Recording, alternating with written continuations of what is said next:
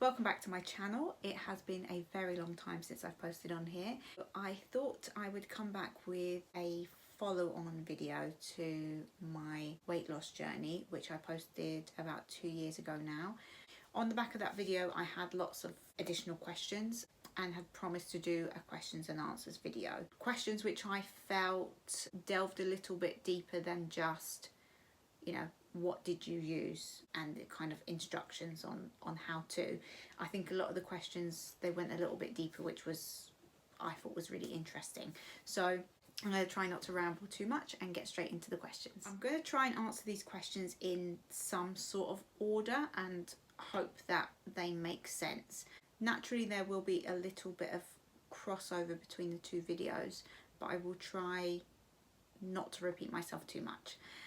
The first question that I think makes the most sense to start with is how you felt when you were overweight. I think I basically did say this in the last video, which was, physically was uncomfortable is probably the most significant word that springs to mind. Physically uncomfortable and not feeling like, to some degree, that you are inside your own body. You don't feel like necessarily you belong in that body.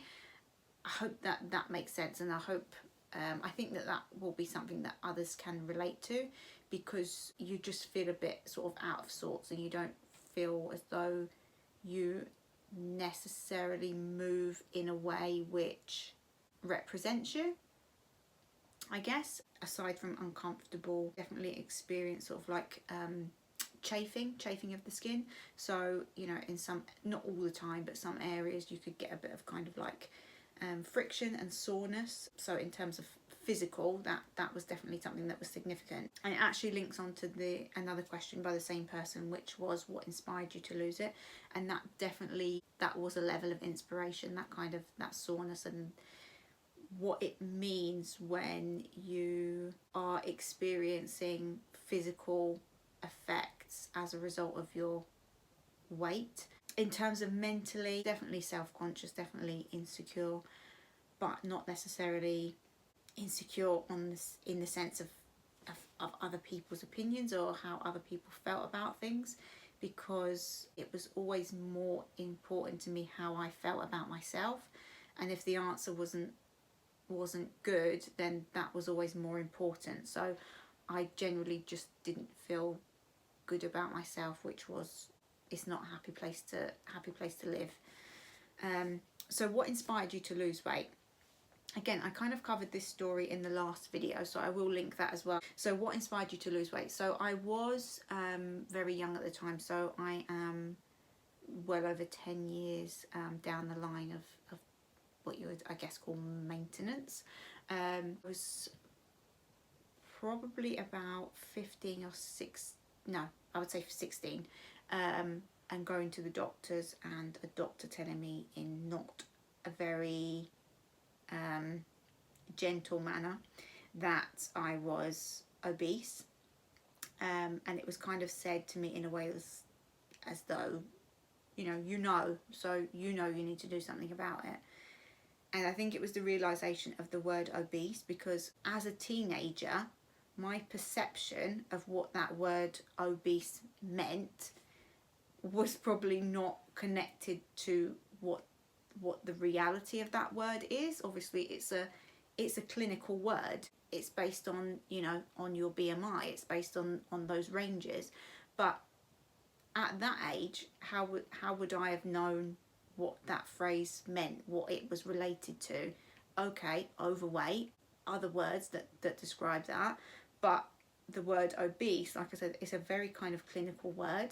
You know that it's not good, but in your mind as a young person, or maybe not even a young person, but generally if you're not familiar with that kind of language, then that's quite a shocking word actually to receive. You should know that. You should know what that word means. You should know that it relates to you, and you should know what the implications of that is on your health. That's quite a big thing to expect from somebody who's not in that world. As somebody looking in now who is in the area of health and well-being, I think that's really an important thing for people to know, you know, in the medical field, the health and fitness world, that people might not necessarily know what that means. And they might not know that they would be categorized as obese. They might not know. So to deliver it in such a kind of hard-hitting way was difficult to hear. But did it trigger something in my mind? Absolutely. Would I recommend speaking to people in that way? Absolutely not. There are a lot nicer ways to say it and kind of help people to understand. It didn't necessarily motivate me straight away, because I think it actually brought me down mood-wise. It brought me down before I could kind of pick myself back up again to be able to start. But did it have an impact? It did have an impact. It did have some level of motivation. And that's not to say that I hadn't been thinking about it before. That's not to say that I hadn't been feeling like I needed to do something before. But I guess when you hear certain words that are related to your health, as opposed to the way that you look, that's quite, you know, it's more motivating, I think. And it certainly was in my case. So to some degree, my motivation was rooted in health. It was rooted in, you know, how I was feeling, probably more than any other uncomfortability that I'd felt in terms of the way that I looked. That was more impactful. That actually made me, it kind of kicked me into action to some degree, rather than aesthetics, which I think is quite an important point to the story overall. The next question being, did you use any support groups which you found useful? So I am a very introverted person naturally, so it actually suited me to do that independently and privately, rather than going to support groups, or you know, rather than buddying up with somebody. It suited me to be more independent in that. And I think it's also something just to be careful with, because it can be a positive experience, but I think that always runs the risk of becoming reliant on others in terms of your own journey. So that's one thing. And number two, it almost does get you in the mindset of caring what other people think, because you feel accountable to other people, to a group, rather than feeling accountable to yourself. I mean, that's because I am introverted, and that's why I take that view. But in terms of support, that doesn't mean that I didn't have any support. I have a very supportive family who are supportive but not pushy, which I think is absolutely crucial. They're, you know, not pushy, not degrading, not or even just focused on that side of things. I had a family that, you know, like I said, they were supportive, but they weren't making it a focal point. It wasn't, you know, a center of our lives, of our world. So I think that makes quite a big difference. So it's not that I didn't have a support network, but my close family were my support network rather than outside of that. The next question is about how did you do it safely? And I think one of the things which has made quite a big difference to the longevity of results is the fact that I did things very gradually. I think that's absolutely key to safety and to longevity, is that I changed things gradually. I didn't try to change too many things at once. For me personally, the first thing that I changed was trying to be more active, but even in that, it was very gradual. It was, you know, walking to an earlier bus stop, getting off the bus earlier and walking to my destination. It was really gradual increments like that, and I think that also made it safe, even though I wasn't necessarily thinking about safety at that time. Now I know that made it safe. I didn't push myself too hard. Mentally, I think another thing that relates to safety in terms of, you know, mental health, is that my motivation was rooted in health. So it was about how I wanted to feel. It's not saying that I didn't want to look a certain way, because that obviously is an element, but it wasn't the only motivation. And I think if aesthetic is your only motivation, then you can become more at risk of unsafe, unhealthy methods to some degree. So in terms of safety, yes, it was, I think gradual is the key word, is gradual. And also not having expectations and time limitations on myself. I think that's a key in making it safe as well. So for me, I didn't say I'm going to lose X amount of weight in X amount of time. It was just,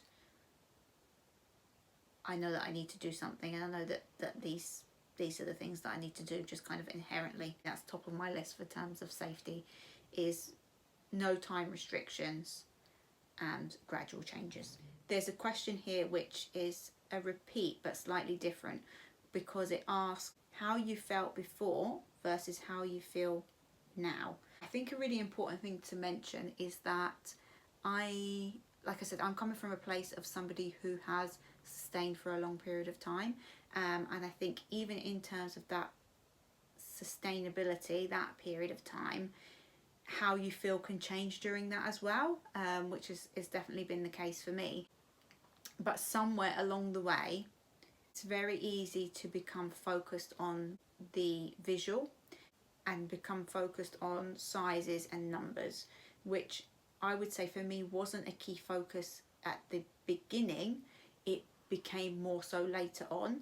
So the reason that that's relevant is because towards the end, I'm going to say that in quotation marks, between reaching like my maintenance size, at somewhere along the line, I hit a plateau, which every single person hits plateaus in their weight loss. That's not uncommon.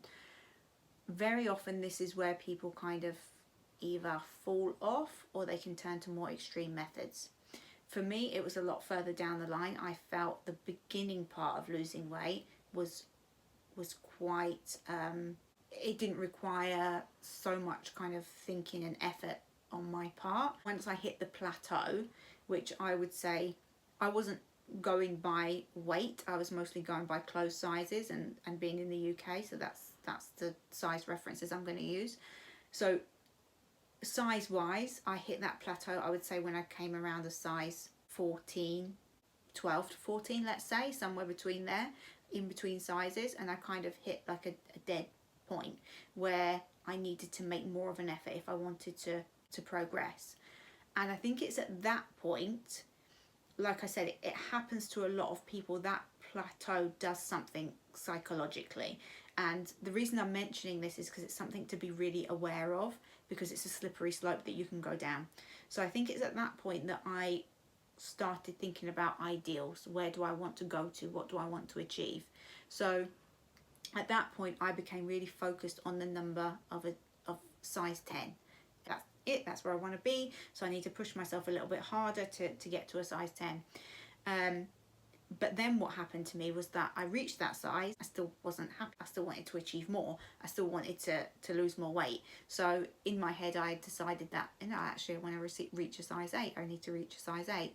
Again, reached size 8 and I still wasn't happy. It was still, what about this? What about that? I'm not happy with this. I'm not happy about that. So in terms of mindset, you can see I started thinking it was primarily health being the root cause, and then aesthetic kind of taking over from that. And then for most people, they would view that as sort of like the end point. That's the end of your journey. You've reached your goal. You've gone through this significant weight loss. But in terms of how I felt, was I necessarily more secure and less self-conscious? I would probably say no, actually not. And that was a huge realization. And I spoke a little bit about it in the last video of, a conversation with somebody actually saying that to me. Well, you said size 10, but now you're there, you want something else. So when are you going to be happy? Which was a really good question to ask. It was really valid, actually. I needed to look at something else. I needed to really work on why else was I not happy. And it's something that I think really important, because I wish I would have realised that earlier, that actually just changing your appearance, just changing the number on the scale of your clothes, whatever it is, isn't necessarily going to make you happy. You have to work on the other element along the way as well. And I think that would actually make the process a lot easier. Something that I've realised in hindsight, because like I said, there's like different stages. Obviously there's a lot more different stages along the way, but typically people would view it as beginning point and end point, but I'm actually at a third point, which is quite a long way away from what would have been the end point, because life doesn't just stop once you reach a certain weight loss. It doesn't just stop. So I'm actually at a different point. I'm at a maintenance point for well over 10 years now. So the way I viewed things then at what was end point to now is completely different. My mindset is completely different, because I had to work on my mindset as well. I had to work on being content with other things, being content with myself, and having to look at other things about yourself which are positive, and it's not based on your aesthetics, because otherwise you can keep going down that road of wanting to lose more, be more toned, be slimmer, be whatever it is. And I think, people experience a similar thing when it comes to like these things like tweakments. Again, it's the same thing. People think, oh, if I just fix my nose or my lips or my eyebrows or my whatever it is, I'll be happy. But it doesn't really work like that. And like I said, I wish maybe that comes with going through something like that. Maybe it comes with age. I don't know what it is, but it's something that I wish I would have known sooner. I wish I would have been working on that from the beginning, and it would have probably made things a lot easier along the way.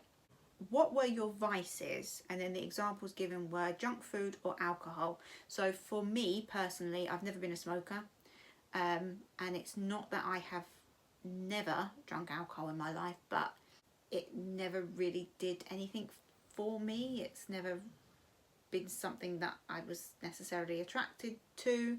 So now at this point in my life, I don't drink at all, and that's not for any kind of moral reason or because I've ever had any kind of dependency on alcohol. But I suppose that it's been beneficial to me that it's never been something that's necessarily a vice. So that just leaves junk food.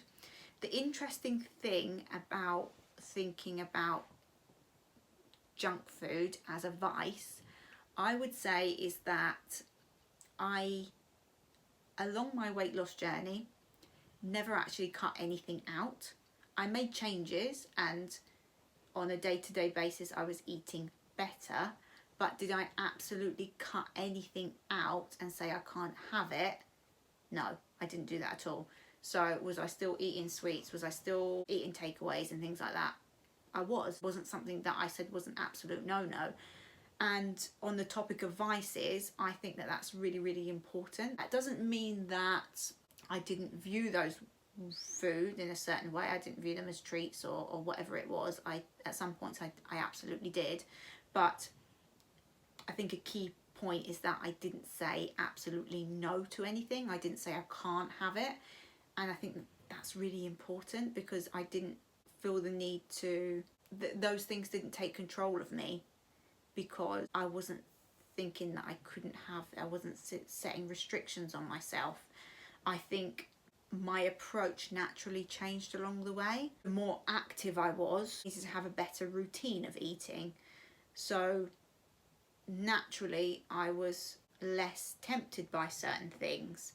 I became more aware of my body along the way. So I was more aware of how I was feeling. I was more aware of the effects that certain foods was having on me, because I was eating better, gradually along the way. Not that I was changing things all in one go, but I was gradually changing things. So I was just becoming more aware of my physical body. I was more aware of, I suppose I say physical body, it's not just physical body actually, because it goes a lot deeper than that. It also affects, your mindset. It also affects how you feel the next day. If your energy's low, you tend to be in a less positive mood. All of these things have a negative have a knock-on effect. That's a really key point. I don't believe I was considering them as vices. But again, it comes back to what I was saying earlier about being on a different end. The way I eat today compared to the way I probably ate at my end weight are two very different things. So do I now, today, eat less sweets, junk food, takeaways, whatever it is you want to call it? Do I eat less of that now? The answer is yes, significantly less, and I'm not necessarily attracted to fast food. And I think, like I said, that comes down to just being more self-aware. But also that journey, which I'll speak a bit about later, it's probably more related to some of the other questions, is that along the way I was becoming more interested in things. I was becoming more interested in food. I was becoming more interested in physical activity and why it works that way. Why does exercise have these effects? Why does food have these effects? And looking into those things. And as my interest grew and my knowledge grew, I became less attracted to certain foods. So when they say knowledge is key and knowledge is power, it absolutely is, even in terms of this subject. The next question is how you resisted snacking. There's a very similar answer to that, and it is that I didn't resist snacking. If anything, I had more regular snacks. I had more of a routine in my eating. And for me, routine wasn't just, breakfast, lunch and dinner. It meant, eating on a regular basis. I am a firm believer in the sustainable element being, if you're hungry, eat. That's the answer. And if you don't kind of try to suppress it to such a degree, I think you're less tempted by other certain types of food. And if you've got a regular routine, that really helps. How you set goals. So setting goals, I think, is an interesting point. And I think at the beginning of not setting weight goals, I think was really helpful to me. And knowing what I know now, I'm aware that was very much the right thing to do. Although, I didn't know why I was doing that then. I think it was just because in my head I knew I had a really long way to go, and I was just focused on getting started. And that's probably one of the biggest bits of advice is looking at or setting goals around your actions, around what you're doing, rather than setting a goal of how you want to look, or what size you want to be, or what weight you want to lose, or whatever it is. The weight loss in terms of numbers is not an effective goal. What you're going to do, what you're going to change, if you focus on those as your goals, you will be, I believe, much more successful. How you changed your mindset, I've touched a little bit on that. But again, my mindset evolved a lot, actually, not just in the weight loss period, but in the maintenance period, I suppose you want to call it. I know that the biggest part of my mindset change happened then. Work on that element as a priority and not a second thought. That's what's going to keep you going. That's what's going to stop you from reverting back to old habits, is your mindset. Focusing on health. It was a focal point. I went kind of off track, but I managed to pull that priority back to health. And if that's your motivation, your health is always going to be there. It's always going to need sort of nurturing. It's always going to need tending to. So if that's your focus, that's quite a good mindset to have, actually. Other people's reactions, positive or negative. When I first read this, I was inclined to say that I didn't have any negative reactions, but I realised that wasn't true. That's actually not true at all. So in terms of positive reactions, it comes a little bit back to what I was saying before about those kind of weight goals and saying, I just want to lose a bit more, I want to lose a bit more. That, to some degree, is rooted in other people's reactions. And I think that could also be, where my mindset went on a bit of a wobble of what's important. Because along the way, especially if it's a significant weight loss, you will have comments by other people. You will have people noticing. You will have people praising and people saying, oh, you know, you've lost a lot of weight, you look great, blah blah blah, whatever that is, that can almost become addictive, and you can start to look for that.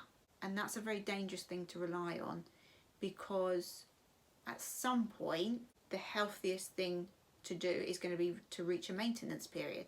So when you reach that maintenance period, you're not going to have those comments to the same degree, to the same frequency. People are going to stop making those comments because it's going to just become how you look.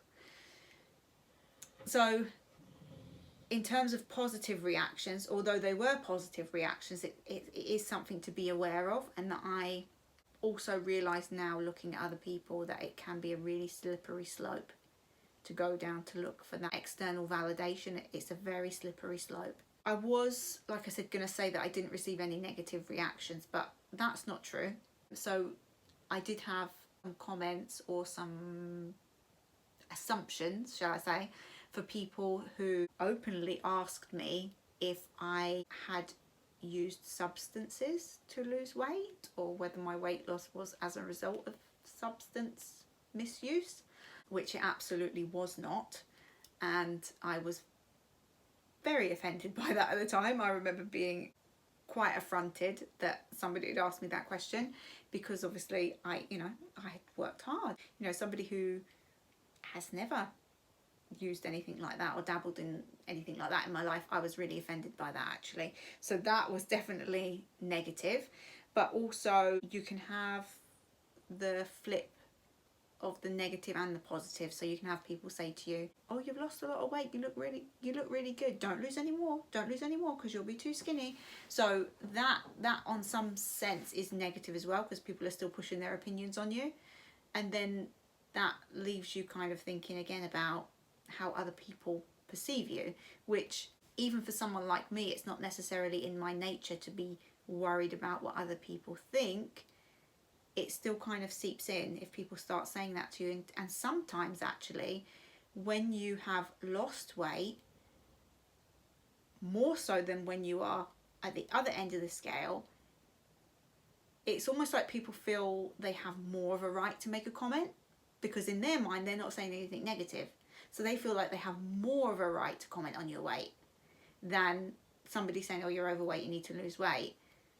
I probably experienced more comments at the latter end than I did at the other end. So that was quite interesting. So that's a negative thing. But you also have different kinds of people have different preferences. You know, that comes from different cultural backgrounds, even different kind of class backgrounds. People have different opinions. So if you're chasing either positive or negative reactions, you might never be happy. You're just going to be chasing your tail, because from one person to the next, they're going to have different opinions. Because I am a South East Londoner, I grew up in South East London. Where I'm from, it's not seen as a good thing to be too skinny, to be too slim. So anything for a lot of people below, you know, a size 10, you would be seen as skinny. And anything below that would be too skinny. Whereas I went to secondary school in a more affluent area where the kind of ideal body standard was very skinny. So there is the two kind of flip sides of the fence. So I think you really just need to be aware if you're going through that process, to try and find a way to block out other people's reactions, opinions, and try to develop a bit of a barrier to that, because otherwise it can overtake quite quickly. What does it now mean for you to have transformed in this way? So for me, it's always going to be a bit of a different answer, because it did influence me into going into down the route of health and wellness. It did spark my interest. My own journey, I know people love to use that word these days, my own journey did naturally inspire me to want to help others, to want to delve into that subject a bit more, and to help others. Even for an introvert like me, I still wanted to help other people. I suppose because I had that awareness before I even, you know, went on to kind of going into the world of work, because I already had that awareness of weight loss only not making you happy, or reaching a certain size not being fulfilling, and what it means to still not be happy within yourself.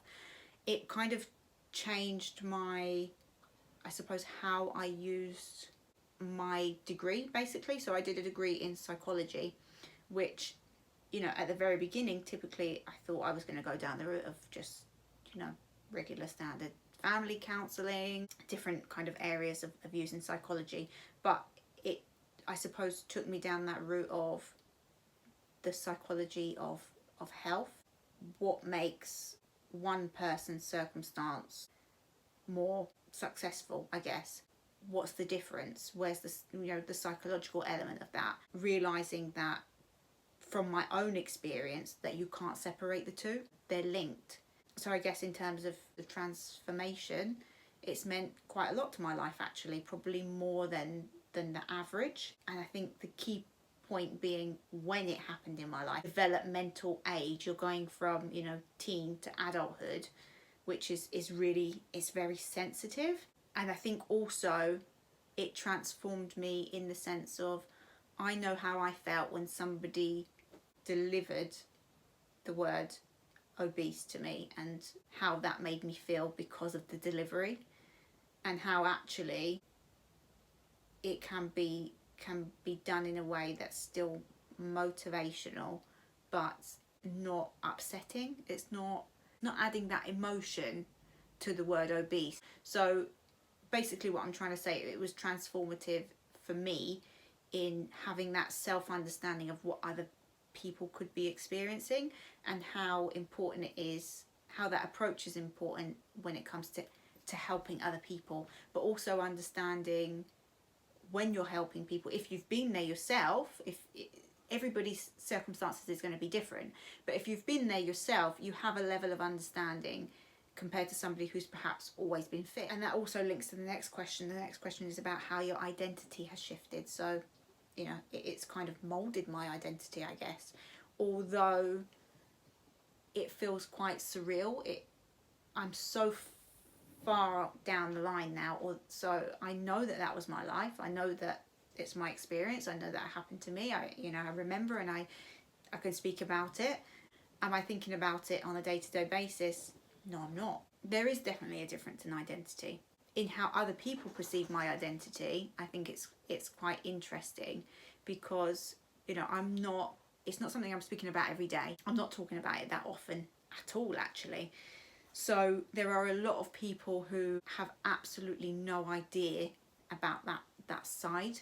Their perception of my identity is somebody who's into health and wellness, who's active, who walks a lot, and who exercises, and who eats well, and who is, you know, very interested in the quality of food and all those kind of things. So in terms of how other people see my identity, it's very well removed from that. But I've definitely had a lot of people say to me, what would you know about it? You don't know, you've never kind of experienced that. I think that's always really interesting, because I know, but in terms of my identity now, people don't consider that to be, you know, part of my identity. They don't see that side of things. Myself, it has changed my identity, because I think as a result of all that, I probably am a more confident person. Would I have been more of a judgmental person to people who struggle with their weight if I hadn't been through it myself? Maybe. Who knows? So how it's shaped my identity, I'm sure that it has shaped my identity in a lot of ways, and I can only think that would be as a positive. The next question is, how do you now relate to yourself, and how does the world meet you? And when I have had these conversations with people, I think that element changes how people meet me and how people receive certain things that I say, because not just kind of sharing formal information, it is coming from personal experience as well. How I relate to myself, I feel like, especially if I'm speaking on a topic like this, when it comes to weight management, I'm quite passionate about it, in the sense of damaging approaches, basically, and it's helped me to be able to spot them. But in terms of speaking on a topic like that, it's given me, you know, it's given me more confidence. But I think that also comes from the combination of the two things, of having the professional background and the personal. I think the two things together. And in terms of how people meet me, I think people who are aware of it are a lot more receptive to advice, tips, information, things like that. I think people are a lot more receptive because I have a level of understanding that I wouldn't have had I not have been through that experience, basically. What does this change now and make possible for you? So again, that's hard to say what would and wouldn't have been. I was young, so I wasn't an adult who had been overweight all my adult life and then lost a lot of weight as an adult. So it's hard to say what it didn't mean for me in terms of my life journey. But what does it make possible for me now? It makes possible for me to be able to help other people. That's got to be the biggest thing. And the next question, I know that it's not meant in a negative way because of the context that it's been asked in. Just to preference that before I read it. So the question is, why does your story matter? It matters because there are so many damaging approaches out there. There are so many damaging products and diets and all these kinds of things which, quite frankly, don't work in the long run. They absolutely don't. So I think my story is really important for that reason. I think the other thing is that I'm coming from a place of a story of somebody who's been through a significant journey, but also who's being able to avoid that cycle of weight loss, weight gain, weight loss, weight gain. Because when you're in that place and you've got a long journey to go, you've got a long route, you've got a long road, it can feel like you're never going to get there. You're never going to get there, and you probably look at so many other people who have gotten into that, who fell into that trap, into that cycle, and think it's not possible for life to be something else. There are so many people who get stuck in that trap, who get stuck in rapid weight loss and rapid weight gain, that it becomes a part of their identity, and it's almost how you see yourself, when actually it's not who you are. It's as a result of lifestyle choices, it's a result of, you know, mindset and all those kind of things, but it's not who you are. And the biggest kind of testament to that is that there's loads of people who I knew then who I don't know now. So did I get stuck as being that person, you know, forever? Absolutely not. So I think that's why that story is really important. I think it's key to showing that you don't lose yourself in that journey. You don't have to lose your social life. You don't have to never be able to eat certain things again. You don't have to be, you know, constantly on a diet. You don't have to allow dieting and weight loss to become who you are. Because, like I said, I'm not speaking about it on a day-to-day basis. I'm not thinking about it on a day-to-day basis. It actually feels almost far removed, although very much in terms of my personality, I'm not that much different. Obviously, I've grown up, so that's different, but that's going to happen anyway. That's going to happen to everybody. We're going to change slightly as we go through life. Our opinions are going to change, but the key kind of fundamental parts of who I am didn't change based on my weight. My interests were influenced, absolutely. My career path was influenced, absolutely. But being overweight or experiencing a weight loss journey isn't the be all and end all of who I am. And I think that's why the story matters, in my opinion. And it also matters as a flag to say to people, you don't have to go to extremes. You absolutely don't have to go to extremes. You don't have to go to unhealthy methods. And just by making very small changes, very gradually, the results can last, and you're actually more likely that they're going to last than trying to do things very, very quickly. I think that's all I'm going to say on that. Should people ditch their traditional diet routine for a sustainable one? So if the traditional diet routine is quick fix, fad, and even any kind of diet, should people ditch it? The answer is absolutely yes. You should ditch it, and you should just go for trying to make just small changes, and they will have an impact. If you move more, it will make a difference. If you're eating, more fresh foods, if you're eating more regularly, it will make a difference. It might not happen overnight, but it will make a difference. So should you ditch the more kind of extreme methods? Absolutely you should. What are the main benefits of a more sustainable diet? And I'm just going to approach that in terms of lifestyle and not restrict it to just diet. I'm going to say a more sustainable lifestyle.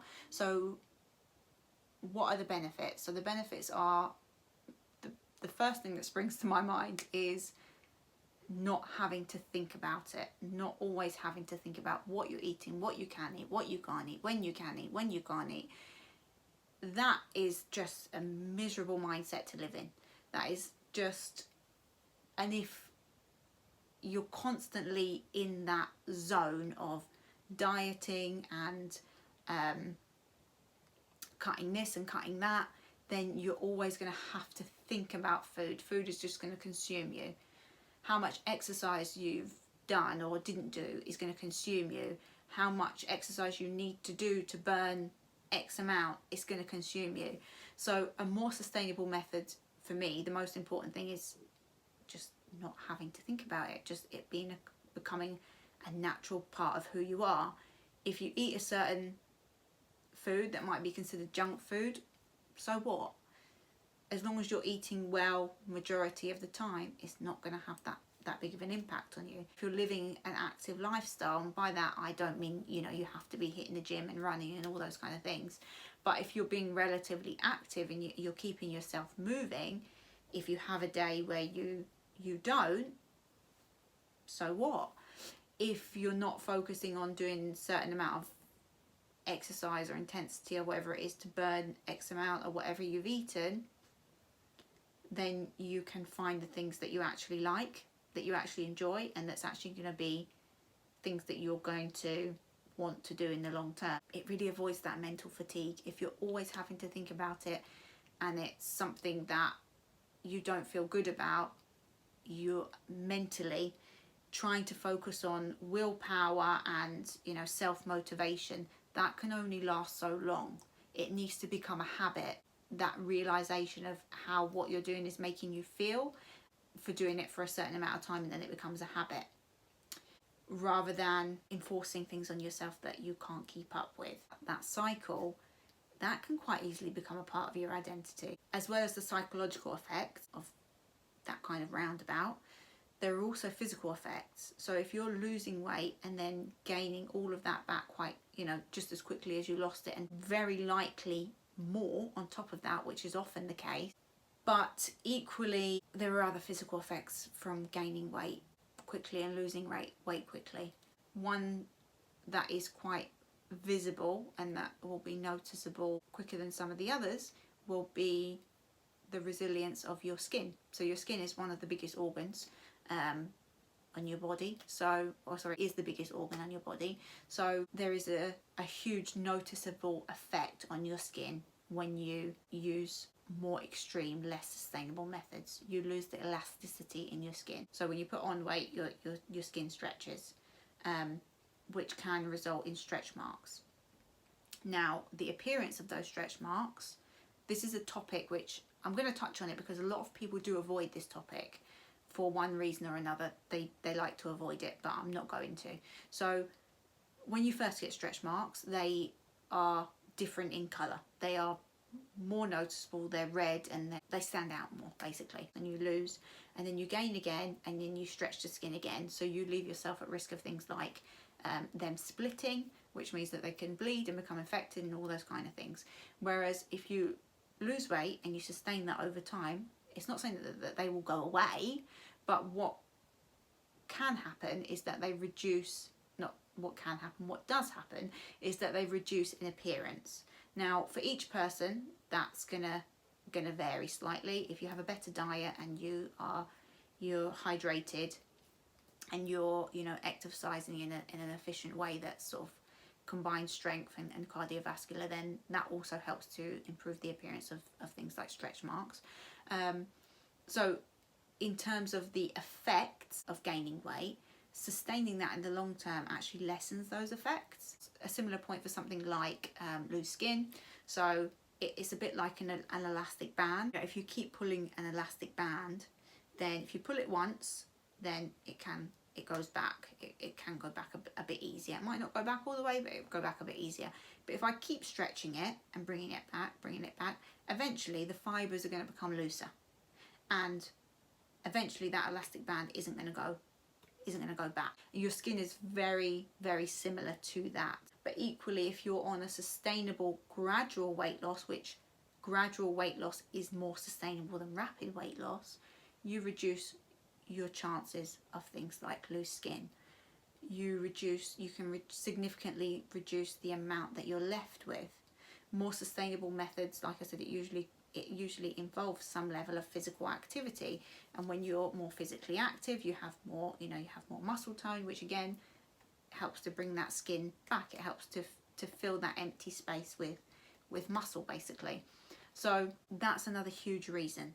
I think that's all I'm going to say on that, actually. So I'm going to stop it there. I think I have rambled on for well over an hour, so it's going to be really fun to try and cut this down. But equally, I'm going to try not to cut too much out, because I think in the same way as the questions being really beneficial, people asked questions which I might not have thought of, or I might not have felt like that's things that people want to know, but actually they did want to know that part of the story.